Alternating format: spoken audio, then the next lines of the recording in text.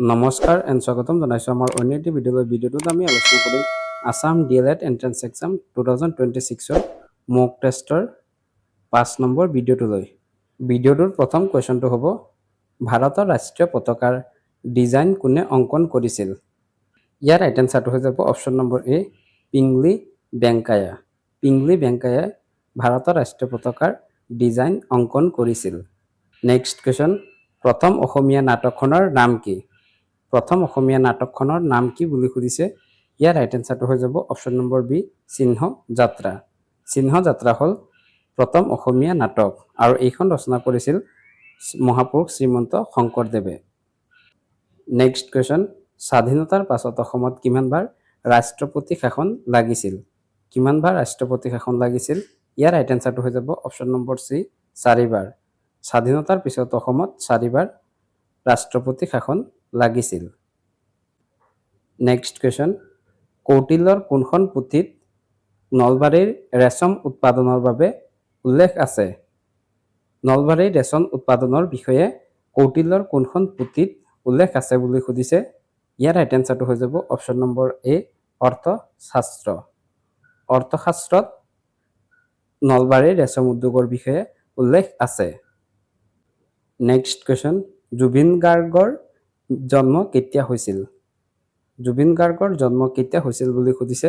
ইয়াৰ right এনচাৰটো হৈ যাব অপশ্যন নম্বৰ চি 1972 চনৰ 18 নৱেম্বৰত। 1972 চনৰ 18 নৱেম্বৰত জুবিন গাৰ্গৰ জন্ম হৈছিল। নেক্সট কুৱেশ্যন কছাৰী বুৰঞ্জী কোন ৰাজবংশৰ দিনত নিৰ্মাণ কৰা হৈছিল? ইয়াৰ ৰাইট এনচাৰটো হৈ যাব option number B Ahom. Ahom ৰাজত্বৰ কালত কছাৰী বুৰঞ্জী লিখা হৈছিল। নেক্সট কুৱেশ্যন ইংৰাজী এছ আকৃতিৰ মহাসাগৰখনৰ নাম কি? ইয়াৰ ৰাইট এনচাৰটো হৈ যাব অপশ্যন নম্বৰ চি আটলাণ্টিক মহাসাগৰ। ইংৰাজী এছ আকৃতিৰ দৰে থকা মহাসাগৰখন হ'ল আটলাণ্টিক মহাসাগৰ। নেক্সট কুৱেশ্যন আৰ্য সমাজ কোনে প্ৰতিষ্ঠা কৰিছিল?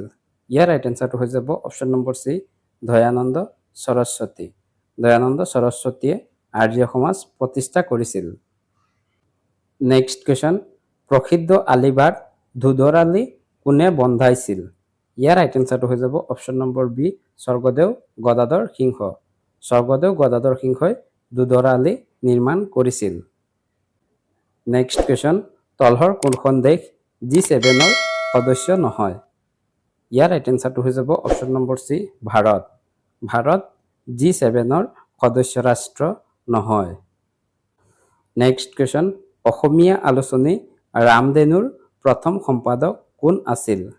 ইয়াৰ ৰাইট এনচাৰটো হৈ যাব option number B Chandraprasad Saikia. Chandraprasad Saikia আছিল ৰামধেনু আলোচনীৰ প্ৰথমগৰাকী সম্পাদক। নেক্সট কুৱেশ্যন অসমীয়া গদ্যৰ জনক বুলি কাক জনা যায়? ইয়াৰ ৰাইট এনচাৰটো হৈ যাব অপশ্যন নম্বৰ চি ভট্টদেৱ। ভট্টদেৱক অসমীয়া গদ্য সাহিত্যৰ জনক বুলি জনা যায়। নেক্সট কুৱেশ্যন আন্তৰ্জাতিক মানৱ অধিকাৰ দিৱস কেতিয়া পালন কৰা হয়?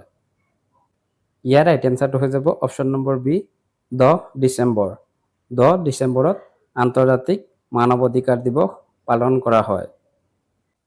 নেক্সট কুৱেশ্যন ভাৰতত মুদ্ৰা জাৰি কৰিবলৈ কাক কৰ্তৃত্ব দিয়া হৈছিল? কোনটো বেংকে মুদ্ৰা জাৰি কৰিব পাৰে বুলি সুধিছে। ইয়াৰ ৰাইট এনচাৰটো হৈ যাব অপশ্যন নম্বৰ বি ভাৰতীয় reserve bank. Reserve bank of ইণ্ডিয়াই মুদ্ৰা জাৰি কৰিব পাৰে।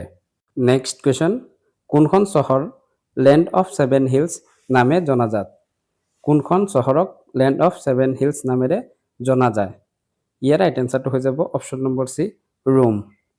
ৰোম চহৰক লেণ্ড অফ 7 হিলছ নামেৰে জনা যায়।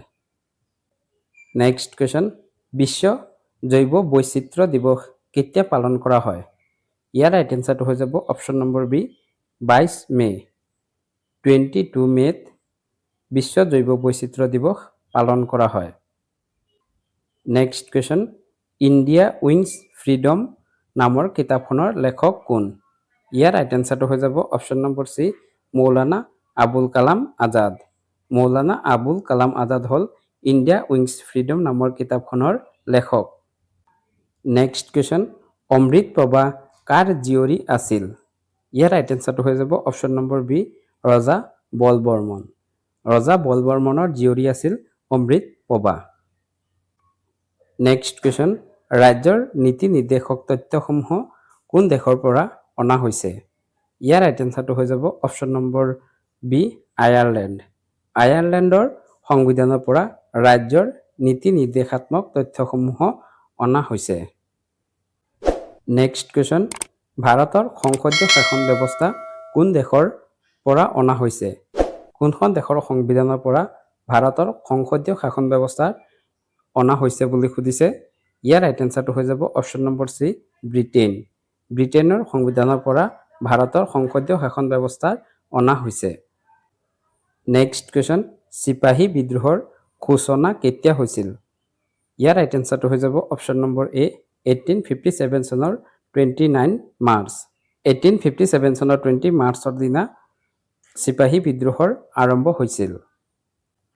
নেক্সট কুৱেশ্যন, কোনে ICS পৰীক্ষাৰ্থীৰ সৰ্বোচ্চ বয়স 21 বছৰৰ পৰা 19 বছৰ কৰিছিল? ইয়াৰ ৰাইট এনচাৰটো হৈ যাব option number B, lord Lytton. Lord লিটনে ICS পৰীক্ষাৰ্থীৰ সৰ্বোচ্চ বয়স 21 বছৰৰ পৰা 19 বছৰ কৰিছিল।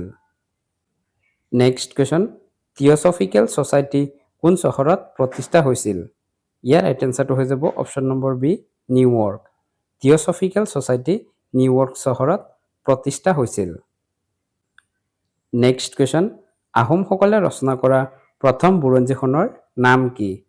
ইয়াৰ ৰাইট এনচাৰটো হৈ যাব অপশ্যন নম্বৰ বি, দেওদাই অসম বুৰঞ্জী।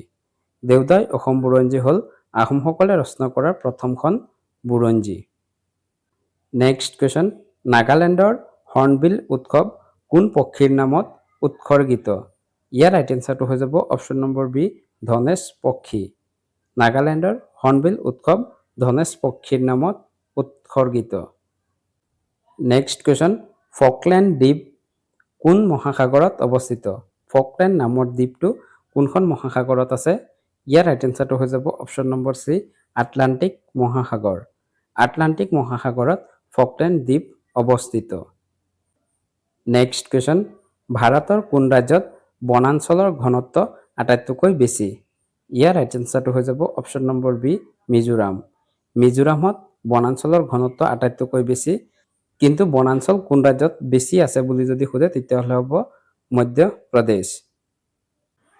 নেক্সট কুৱেশ্যন, নীতি আয়োগৰ সম্পূৰ্ণ ৰূপটো কি? নীতি আয়োগৰ ফুল ফৰ্ম কি বুলি সুধিছে? ইয়াৰ ৰাইট এনচাৰটো হৈ যাব option number A, national institute for transforming India. NITI আয়োগৰ সম্পূৰ্ণ ৰূপটো হ'ল national institute for transforming India. Next question, Kamrup Anusandhan Samiti কেতিয়া গঠন হৈছিল?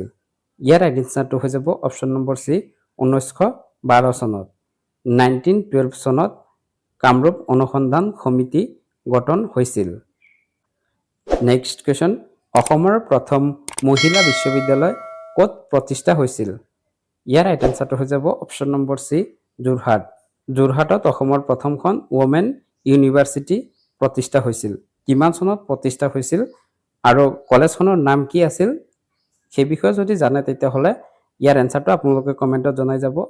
আৰু এই ভিডিঅ'টোত 30টা কুৱেশ্যনৰ ভিতৰত আপোনালোকে কিমানটা কুৱেশ্যন কৰিব পাৰিছে আপোনালোকৰ স্ক'ৰটো কমেণ্টত জনাই যাবলৈ নাপাহৰিব।